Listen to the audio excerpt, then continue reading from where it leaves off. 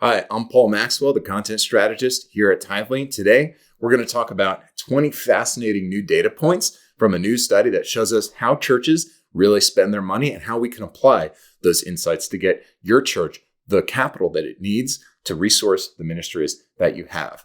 Again, I'm Paul Maxwell, and this is Modern Church Leader. Welcome to Modern Church Leader, a short daily show to help you grow your church, be more effective and efficient, and powerful for the kingdom of God. A new study of about 1,000 churches supplies deep insight into how churches in 2019 spent their money.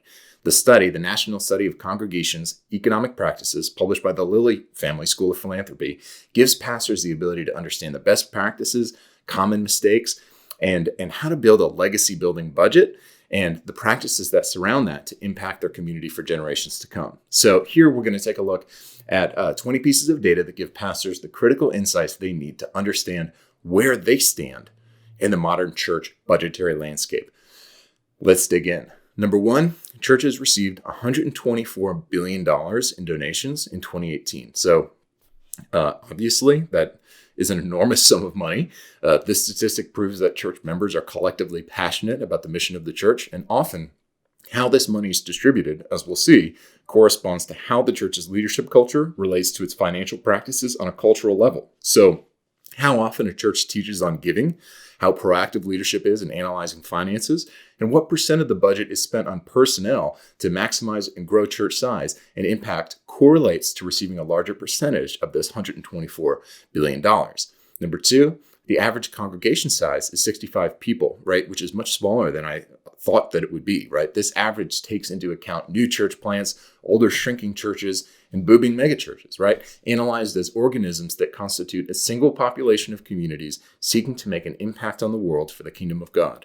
Number three, congregational revenue ranges from $3,000 to $41 million per church. Now, the median congregational revenue is $169,000. This means that as the congregational revenue increases, the number of churches that share in larger annual revenue, calculations drastically decreases. Number four, giving increased most among African American Protestant churches. So among African American Protestant churches, 59% of these churches increased their giving in 2018. This is likely in part due to the rise in the availability of mobile recurring giving models, right? Prior to 2017, the online giving industry was largely owned by sort of business-oriented companies like PayPal and Square, which weren't really optimized for church giving or congregational user experience. In 2018, companies like Tithely had already optimized and provided a fully integrated digital and recurring giving solution for churches. Number five, giving decreased most among Catholic churches. So 56% of Catholic churches decreased in giving in 2018. This may be due to a slight latency among traditional churches to adopt digital and recurring giving solutions, which completely makes sense, but we're all getting on board now.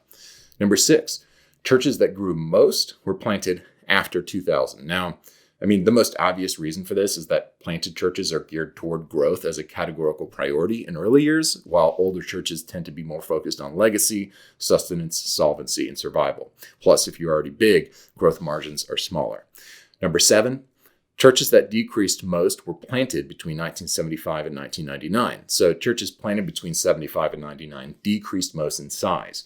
One primary reason for this decrease is the fluctuation that occurred in the 21st century in which conservative church planting movements began funding organizational expansion outside the scope of legacy denominational oversight. And many of these mainline denominations planted churches between 75 and 99. Number eight, most church revenue comes from small to medium gifts. So 28% of overall U.S. giving were in small donations, under $100,000 per year. 33% of giving came from medium-sized donations between $100K and $245K annually, and only 9% of church revenue came from large donations, which are $1 million plus. Number nine, most church revenue comes from individual donors. So 81% of church revenue came from individual donations. 34% of congregations have endowments, which constitutes an average 4% of revenue, which is right on track with the average mutual fund yield. And 2% of churches receive revenue from government grants. 12% received revenue from non-government grants. Number nine, digital giving is growing rapidly as a fundraising industry standard. So 50% of congregations receive gifts mid-service via digital format. 14% of congregations offered text to give. 5% offered a kiosk. The largest donations to churches came by check, average gift of $4,500, more than 4 times received digitally, on average about $1,000, or in cash, about $1,000, right? So congregations received about 22% of their revenue digitally through those means. Number 10, most congregations do not give digitally to their churches. So 24% of adult congregants made at least one digital contribution to their congregation in the past year. However, this is likely due to the relative novelty of the giving platforms. Just like manually administered e-commerce solutions such as the Starbucks app, Venmo, and PayPal, digital church giving solutions like Tithely are growing rapidly in popularity as a primary means of facilitating financial transfers to the church. Number 11, recurring giving is the future of church financial stability. So 55% of churches offer a recurring donation, that recurring donation option through their digital service. So among those churches, giving tends to be higher than among churches that do not adopt digital giving solutions. The reasons for this, I think, are twofold. Number one, digital giving can offer churches the opportunity to make recurring giving as easy as tapping a button in their church app, which establishes a more stable and long-term financial relationship between the giver and the church. Second, churches that offer digital giving tend to be more culturally modern, which represents a broader attitude toward technology adoption and that attitude often attracts more people to the church. Number 12, capital campaigns have variable outcomes. So evangelical Protestants make the most money through capital campaigns, which is 58%, while African-American Protestant congregations practice this least at a rate of 18%. So the average capital campaign goal is $850,000 among churches, and the average amount raised is $630,000. Number 13, churches that teach on giving grow much faster. So 43% of congregations teach on giving either once per year or never. Only 36% of churches teach on giving quarterly. Among congregations that teach on giving weekly, which is only 9%, 90% of those congregations reported financial growth. So among churches who discuss giving monthly, reported financial growth was 73%. Amazing statistic. Number 14, most churches don't share their financial reports publicly. So only 38% of congregations share their reports through a bulletin, 20% through a newsletter, 13% through an email, 5% on their website. So while 92% of churches do create financial reports, only 81% share it with their congregations. Number 15, most churches track finances with accounting software. So tracking money, right? 95% of congregations track their money. 14% track that money with pen and paper. 18% use Excel. 51% use accounting software. Number 16, most churches only acknowledge gifts once per year. So 63% of churches acknowledge gifts annually through an end-of-year giving statement, while 28% acknowledge through quarterly statements, which is a very interesting statistic. Number 17, churches whose pastors analyze giving records grew faster, right? So pastors who are willing to look in the mirror made more effective changes, right? Among congregations whose clergy look at giving records, 58% report an increase in the amount of giving they received, and 42% of churches report an increase of 10% or more.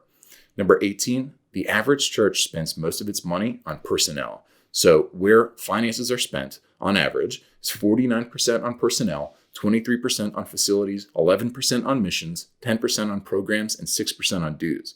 Evangelicals, on average, spend more on personnel, 51%, and less on facilities, 21%, compared with African-American Protestant churches that spend 23% on personnel and 25% on facilities. Number 19, older churches tend to spend less on property. So 50% of churches planted between 1975 and 1999 own their buildings, and the other half have mortgages. Only 11% of churches planted after 2000 own their buildings, and 89% have mortgages. This is, of course, due to the fact that churches planted later are still in the early stages of growth and their mortgage, making meaningful capital campaigns more difficult to execute successfully, and mortgages more necessary to build equity in its infantile and adolescent years.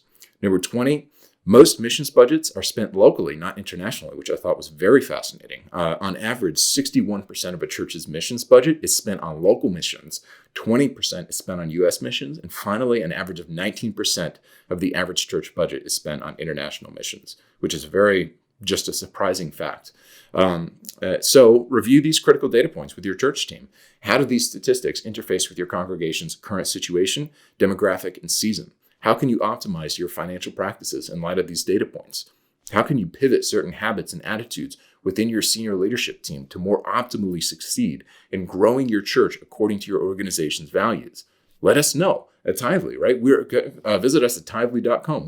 We are always interested in helping churches to grow and more successfully execute the mission God has put on their senior leadership team.